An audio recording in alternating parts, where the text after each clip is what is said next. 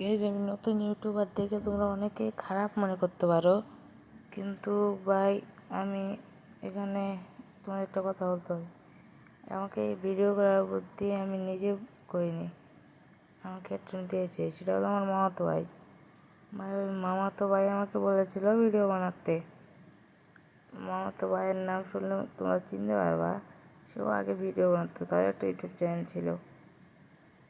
তার যে YouTube channel ছিল সেটা অনেক ভিউ। তার নাম এসকে সাব্বির বস।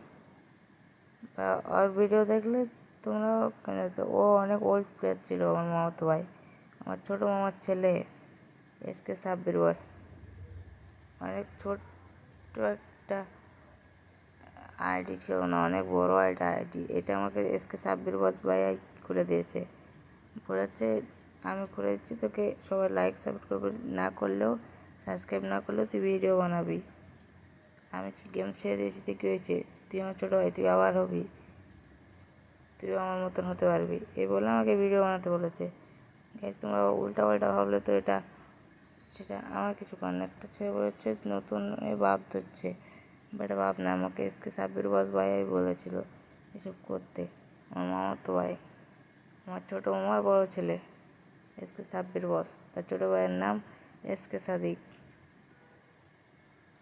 ভাই যাই।